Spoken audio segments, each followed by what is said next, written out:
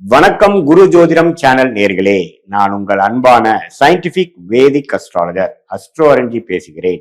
நல்லது நினைப்போம், நல்லதே நடக்கும். இப்ப பாத்தீங்கன்னா நம்மளுடைய வீடியோஸ் எல்லாம் அறிவியல் சார்ந்த ஜோதிட கருத்துக்களாக பார்த்து கொண்டிருக்கிறோம். சயின்டிபிக் வேதிக் அஸ்ட்ராலஜி முறையில ஒரு கிரகமும் ஒரு கோச்சார அமைப்புல ராசிக்கு எந்த இடத்துல வந்தா எது மாதிரி ஒரு தாக்கத்தை கொடுக்கும், அது ஆண்டு கிரகமாக இருந்தாலும் சரி, மாத கிரகமா இருந்தாலும் சரி, ஒருங்கிணைத்து பார்க்கும் பொழுது எது மாதிரி ஒரு தாக்கத்தை கொடுக்குது. ஏன்னா ராசி தான் பாத்தீங்கன்னா உங்க மனசை குறிக்கக்கூடிய, மனோகாரனை குறிக்கக்கூடிய ஒரு அமைப்பு. ஸோ அந்த ராசிக்கு குரு, ராகு, கேது, சனி போன்ற கிரகங்கள் இத்தனாவது இடம் இந்த மாதிரி பக்கத்துல வரும் பொழுது, ஒரு இடத்துக்கும் வரும் பொழுது எது மாதிரி தாக்கத்தை கொடுத்து எது மாதிரி வாழ்க்கை சம்பவங்களை அமைத்து கொடுக்க போகிறது அப்படிங்கிறத நம்ம துல்லியமாக சயின்டிபிக் வேதிக் அஸ்ட்ராலஜி முறையில ஒளி தத்துவ முறையாக நம்ம பார்த்து கொண்டிருக்கிறோம்.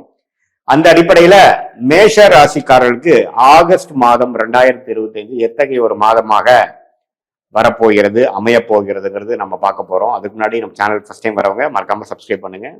தொடர்ந்து நம்மளுடைய சேனல்ல வரக்கூடிய வீடியோஸ்லாம் உங்களை அடையும். இப்ப பாத்தீங்கன்னா மேஷ ராசிக்காரர்களுக்கு ஆண்டு கிரகத்தோட அமைப்பு எப்படி இருக்குன்னா, 7 நாட் சனி ஸ்டார்ட் ஆகி ஒரு 4-5 மாசம் ஆச்சு.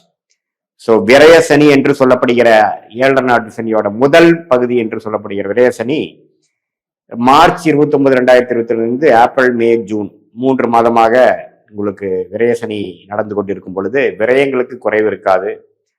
சில நல்ல ஜாதக அமைப்புகள், தசாபுக்திகள் போய்கொண்டிருக்கிற மேஷராசிக்காரர்களுக்கு ஒரு சுப விரயங்கள், ஒரு இன்வெஸ்ட்மெண்ட், ஒரு வீடு, இடம், வண்டி, வாகனம், தாயார், இது மாதிரி தேவையான சில விஷயத்துக்காக செலவு பண்றது, அது மாதிரி விஷயங்கள்லாம் கொடுக்கக்கூடிய அமைப்பு தான் விரய சனி. நிறைய பேருக்கு டிராவலிங் கொடுக்கும், அலைச்சல்கள் கொடுக்கும், வீண் விரயங்கள் கொடுக்கும். அது மாதிரி விஷயங்கள் கொடுக்க அமைக்கும். வாழ்க்கையில் அடுத்த கட்ட நடவடிக்கைகளுக்கு நோக்கி நம்ம போறோம்னு அர்த்தம். வரக்கூடிய வருமானம் ஒரு பக்கம் போய் செலவுகளாகவும், அது சுப செலவுகளாகவும் இருக்கலாம், தேவையில்லாத செலவுகளாகவும் இருக்கலாம். ஒரு தசாபுக்திகள் பொறுத்து அப்படி அமையும். அதே சமயத்துல குரு 3ஆம் இடத்திலிருந்து 7ஆம் இடம் என்று சொல்லப்படுகிற திருமணஸ்தானம், நண்பர்கள் ஸ்தானம், பங்குதாரர் ஸ்தானத்தை பார்க்கிறார். 5ஆம் பார்வையாக பாக்கியஸ்தானத்தை பார்க்கிறார். அதே சமயத்தில் லாபஸ்தானம் என்று சொல்லப்படுகிற 11ஆம் பாவத்தில் இருக்கக்கூடிய ராகுவை பார்க்கிறார். அது ராகு திசை நடக்கக்கூடிய மேஷராசிக்காரருக்கு அற்புதமான பலனை கொடுக்கக்கூடிய அமைப்பு இருக்கு. ராகு புக்தி நடக்கிறவங்களுக்கு நல்லா இருக்கும். அதே சமயத்துல குரு 3ஆம் இடத்துல இருந்து இது மாதிரி ஒரு அமைப்பு பண்றது நல்ல ஒரு அமைப்பு. ஸோ ஒரு பக்கம் விரயங்கள் இருந்தாலும் ஒரு பக்கம் நல்ல உத்வேகமான ஒரு development, contracts, new businesses, new progress, வாழ்க்கை நல்லா கொஞ்சம் சீரா, ரிலேஷன்ஷிப்பு, எல்லா விஷயமும் நல்லா இருக்கும். திருமண தடைகள் இருக்கிறவங்களுக்கு திருமண தடைகள் நீங்கி திருமணம் அமையும். குழந்தைகளை எதிர்பார்க்கிறவங்களுக்கு குழந்தை பேர் கிடைக்கும். இளைய சகோதரர்களுக்குள்ள இருக்கக்கூடிய பிணைகள்லாம் போய் ஓரளவுக்கு நல்லா இருக்கும். முயற்சி அருமையா இருக்கும். அப்பா மூலமா வரக்கூடிய சொத்து, அப்பாவுக்கு ஒரு அனுகூலங்கள், அப்பா பையனுக்கு, அப்பா பொண்ணுக்கு இருக்கக்கூடிய அமைப்புகள் எல்லாமே ஓரளவுக்கு நல்லா இருக்கும். பாக்கியங்கள் அதிகமாகவும், மூத்த சகோதர விஷயங்களும் நல்லா இருக்கும். லாபங்கள் பெறக்கூடிய அமைப்புகளா இருக்கும். ஸோ ஓரளவுக்கு குருவின் சஞ்சாரம் அருமையாக இருக்கிறது ஆகஸ்ட் மாதம் 2025. ஸோ எந்த விதத்திலையும் ஆண்டு கிரகத்தின் பயிற்சி ஆகஸ்ட் மாதம் இல்லை, அதனால அதுவும் தப்பு இல்லை. ராகு 11ஆம் இடத்திலிருந்து குரு பார்வை பெறுவது அற்புதம். லாபங்கள் வரும். அந்நிய சூழ்நிலையில் இருக்கக்கூடிய அமைப்புகள் நல்ல பலனை கொடுக்கும். அந்நியர்களால பெனிஃபிட் வரும். வெளிநாடு பிராணங்கள் மிகவும் அருமையாக அமையும். லாபங்கள் இதுவரைக்கும் நீங்க சுப முதலீடுகள் செய்ததுக்கு லாபங்கள் பெறக்கூடிய, எடுக்கக்கூடிய அமைப்பு நல்லா வரும்.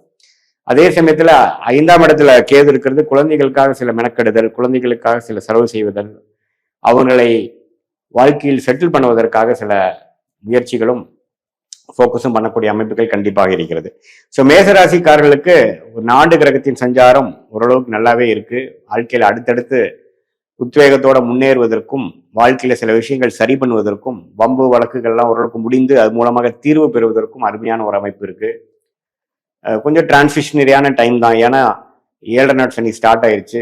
சில விஷயங்கள் இப்ப ஸ்டார்ட் ஆகிறது பாத்தீங்கன்னா, அடுத்து வரக்கூடிய ஜென்ம சனி 2027-28 பீக்குக்கு அது வேற மாதிரி மாறி நல்லாவே வாழ்க்கையில அடுத்த லெவல் ஆஃப் ஸ்டேட்டஸ், அடுத்த லெவல் ஆஃப் ப்ரொஃபைலுக்கு மாறுவதற்கு இப்போ நடக்கக்கூடிய அமைப்பு ஒரு மூல காரணமாக, ஃபவுண்டேஷனாக அமையும்.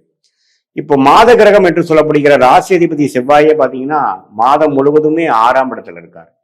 ஸோ 6ஆம் இடத்துல இருந்து 7ஆம் பார்வையாக, 8ஆம் பார்வையாக ராசியை பார்க்கிறார்.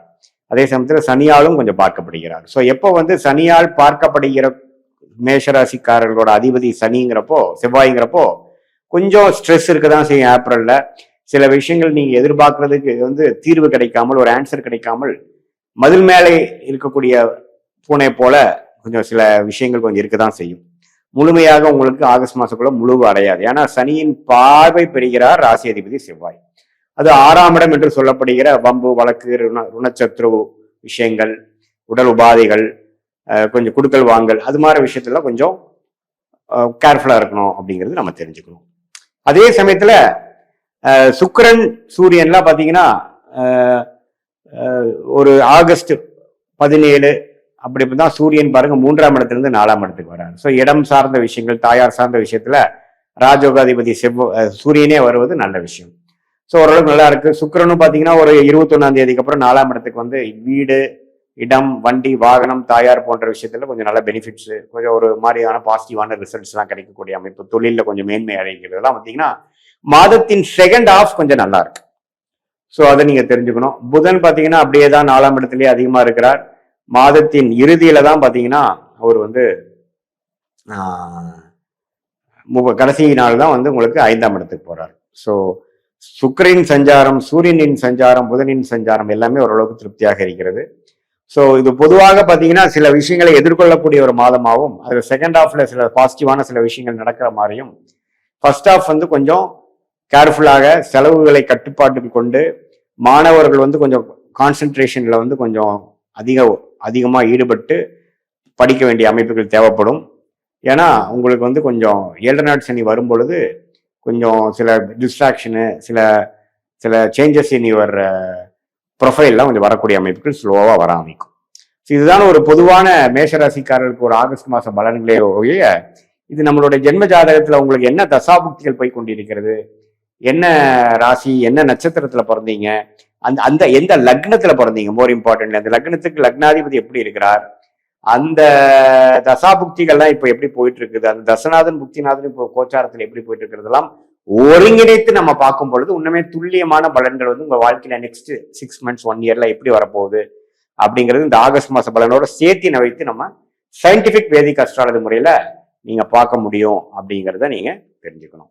இது வந்து ஒரு பொதுவான மேஷராசிக்காரர்களுக்கு ஆகஸ்ட் மாசம் 2025 இந்த ஆண்டு கிரகம் ஆகிய குரு, சனி, ராகு, கேது, அப்புறம் இந்த மாத கிரகம் ஆகிய செவ்வாய், புதன், சுக்கிரன், சூரியனை வைத்து பார்க்கும் பொழுது எத்தகைய ஒரு தாக்கத்தை, அமைப்பை கொடுக்க போகிறது அப்படிங்கிறத நம்ம வந்து பார்த்தோம். இன்னுமே உங்களோட ஜாதகத்துல வந்து ஸ்தானபலம், திக்பலம், திருக்பலம் எல்லாம் எப்படி இருக்கு, ஒரு கிரகமும் எந்த அளவுக்கு பலம் வாய்ந்ததாக இருக்கிறது, இப்ப என்ன பார தசாபுக்திகள் போய்கொண்டு இருக்கிறது எல்லாம் ஒருங்கிணைத்து பார்க்கும் பொழுது உங்களுடைய next short term and long term எப்படி இருக்கிறது எடுத்து அது மூலமாக நீங்கள் முடிவுகளை எடுத்து வாழ்க்கை பாதையை அது மூலம் அந்த டைரக்ஷன் நீங்க செலுத்தும் பொழுது சமய விரயங்கள், பண விரயங்கள் இல்லாமல் சீக்கிரம் எளிதில் வெற்றி பெற்று வாழ்க்கையில முன்னேற முடியுங்கிறது நான் சொல்லிக்க விரும்புறேன். மீண்டும் மற்றொரு காணொலியில் சந்திப்போம். நன்றி, வணக்கம்.